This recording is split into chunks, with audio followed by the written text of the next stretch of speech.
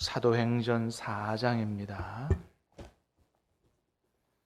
사도행전 4장 1절로 12절까지 말씀을 받겠습니다. 사도행전 4장 1절로 12절까지입니다. 사도들이 백성에게 말할 때에 제사장들과 성전 맡은 자와 사두개인들이 이르러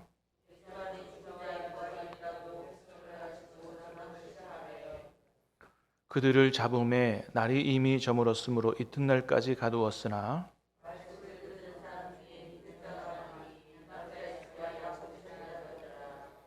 이튿날 관리들과 장로들과 서기관들이 예루살렘에 모였는데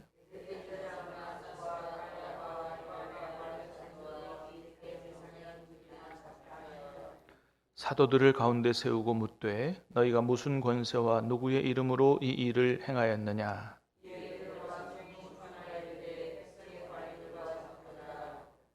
만일 병자에게 행한 착한 일에 대하여 이 사람이 어떻게 구원을 받았느냐고 오늘 우리에게 질문한다면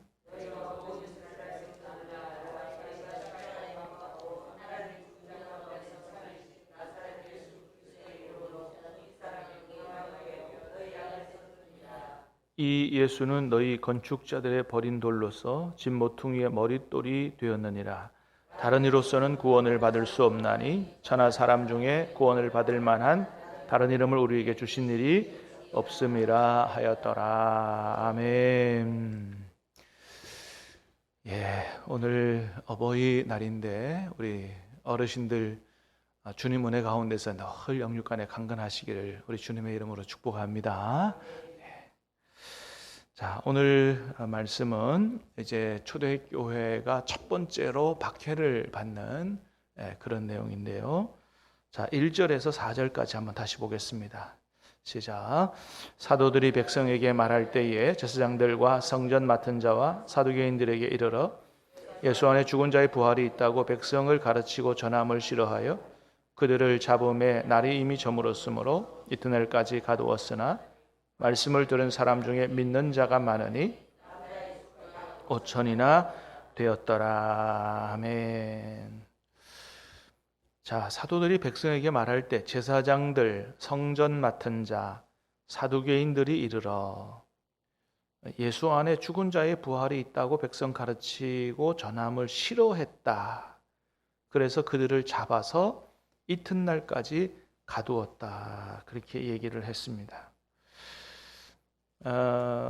이 제사장들, 성전 맡은 자, 성전 수비대장이거든요. 굉장히 성전 안에서는 막강한 권력을 가진 제사장들 다음 권력을 가진 사람들이라고 할 수 있습니다. 사두개인들이 예수님 안에 부활이 있다는 것 전하는 걸 싫어했다. 사실 이게 바로 3장의 내용과 연결이 되지요. 베드로가 이제 복음을 전할 때 예수님의 부활을 전했거든요. 15절 보니까 그랬어요. 3장 15절 한번 보겠습니다. 시작. 생명의 주를 죽였도다. 그러나 하나님이 죽은 자 가운데서 그를 살리셨으니 우리가 이 일의 증인이라. 아멘. 너희가 죽인 예수를 누가 살리셨다고요? 하나님이 죽은 자 가운데서 살리셨다. 우리가 이 일의 증인이다 얘기하죠. 그래서 베드로가 전한 복음은 한마디로 말하면 어떤 복음이냐면 부활의 복음이에요. 부활의 복음. 여러분, 우리의 복음은 부활의 복음인 줄로 믿습니다. 이게 중요합니다. 이게 부활의 복음이에요. 언젠가 죽게 돼도 어떻게 해요? 다시 하나님께서 예수님 안에 있는 자들을 살리셔서, 물론 모든 사람이 부활해요. 근데 진정한 생명의 부활은 예수님 안에 있는 사람들에게 주어지는 거거든요. 예수님 안에서 모든 죄를 씻고 하나님의 자녀가 된 사람들을 부활시키셔서 천국에서 영생하도록 하는 우리의 복음은 그런 복음입니다. 여러분, 이게 얼마나 놀라운 복음인지 모르잖아요. 이 세상에서 살면 우리가 얼마나 살아요. 죄악과 고통이 가득한 이 세상에서 천년만년 사는 게 아니거든요. 언젠가 세상을 다 떠나게 되는데 그것으로 끝이 아니고 우리에게는 천국과 영생이 주어져 있는 것이죠. 근데 이제 이렇게 예수님 안에 이런 부활이 영생이 있다 이렇게 전하니까 이 제사장들, 성전 맡은 자, 사두개인들이 싫어했다는 거예요. 근데 놀랍게도 이 사람들 다 하나님 믿는 사람들이거든요. 하나님 믿는데 뭘 안 믿어요? 부활을 안 믿는 거예요. 참 신기하죠? 초대교회 때는 종종 이런 일이 있었어요. 고린도 전서에도 보면 고린도 교회 교인들 안에도 부활을 안 믿는 사람들이 있었다. 여러분, 우리 안에는 부활을 의심하거나 안 믿는 분이 한 분도 없게 되기 바라고, 예수님 안에는 부활과 영생이 있음을 우리 모두가 다 확실하게 깨닫고 믿게 되기를, 확신을 가지게 되기를 주님의 이름으로 축복합니다. 그렇습니다. 여러분, 이게 진짜 우리의 산 소망이에요. 부활이 없으면 우리 믿음도 다 헛되다 그랬어요. 그렇습니다. 근데 사두개인들, 제사장들, 주로 이제 제사장들이나 이 성전 맡은 자 이 사람들이 다 사실은 사두개파에 속하는 사람들인데, 이 사람들이 부활을 안 믿다 보니까 하나님을 믿어도 어떻게 살았냐 하면 어차피 죽으면 끝이니까, 부활이 없다고 생각하니까 이 세상에서 잘 먹고 잘 사는 게 하나님의 축복이다 이렇게 생각을 했어요. 그래서 하나님을 믿으면서도 어디에 몰두했냐 하면 이 세상에서 잘 먹고 잘 사는 일에 몰두했어요. 그러다 보니까 정치, 종교의 권력을 다 누가 거의 거머쥐었냐 하면 사두개파 사람들이 거머쥐었습니다. 우리 이런 사람들을 보면서 우리 자신들을 한번 다 잘 돌아볼 필요가 있다. 나는 정말 부활을 믿고 부활을 소망하고 예수님과 함께 하나님과 함께 영원히 사는 것을 확신하느냐. 그러면 이 땅에서 잘 먹고 잘 사는 것보다 어디에 더 소망을 둬야 돼요? 하늘에 소망을 둬야 돼요.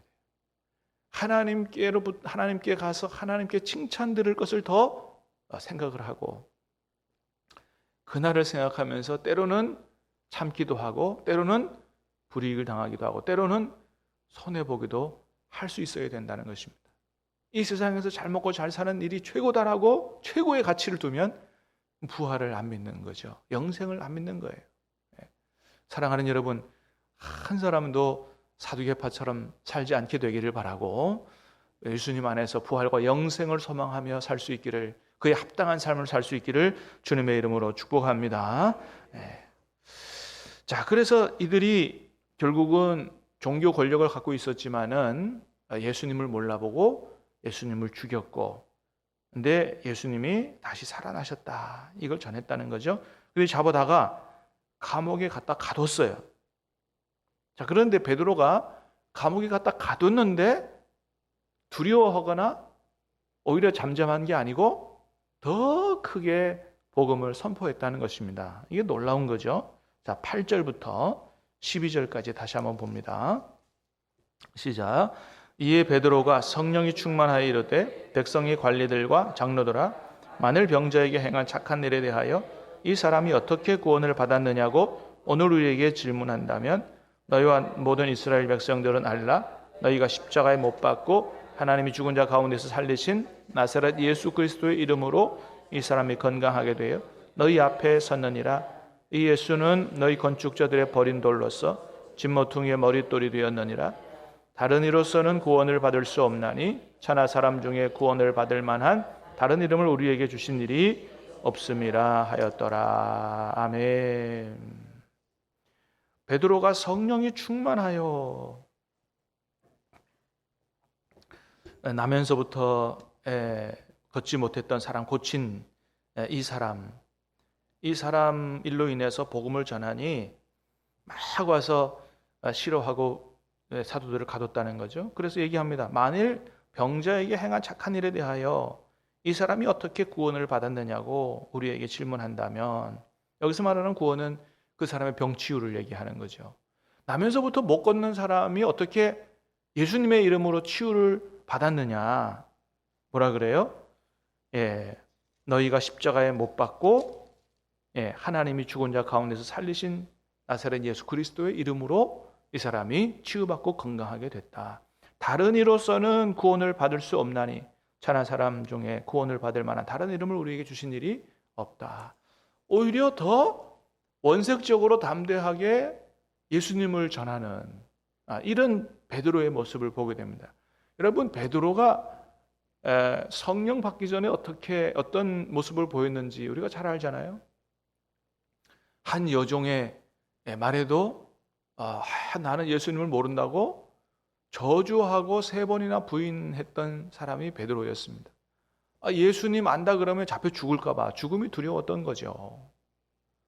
사실 부활하신 예수님을 만났음에도 불구하고 확신을 하지 못하고 다시 나는 고기 잡으러 간다. 그죠?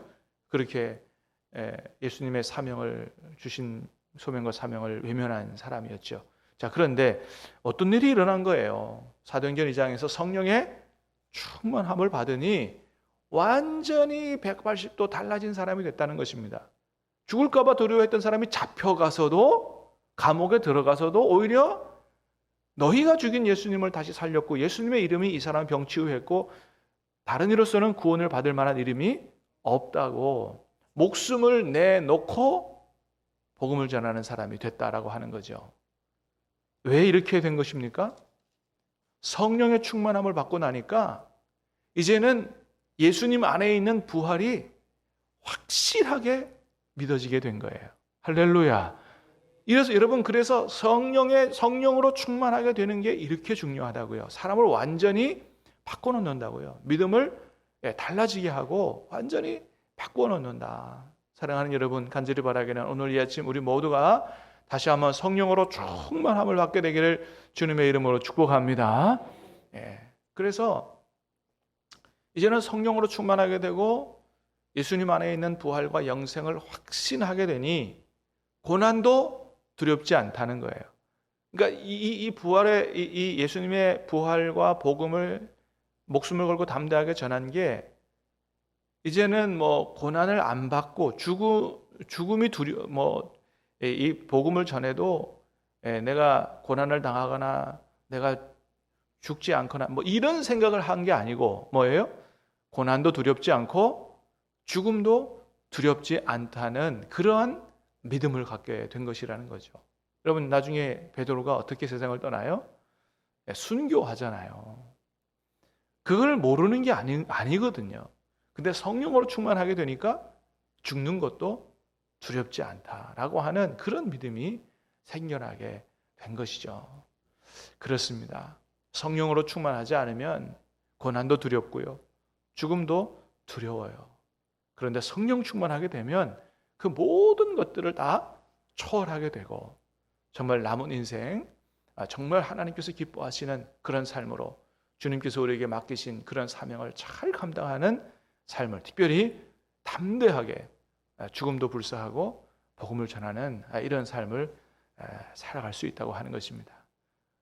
우리 믿는 사람들에게는 참으로 신앙생활의 롤 모델이 아닐 수 없는데 베드로가 그런 게 아니고 성령으로 충만하게 되면 성령께서 주시는 믿음과 담대함으로 우리도 그렇게 변화가 될 줄로 믿습니다. 성령 충만한 우리를 통해서 복음이 담대하게 전파되게 되길 바라고 저 외로움을 통해서 베드로를 통해서 수천 명씩 주님께 돌아온 것처럼 우리를 통해서도 수많은 영혼들이 주님께로 돌아와 예수님 이름 안에서 구원받게 되기를 주님의 이름으로 축복합니다. 기도하겠습니다.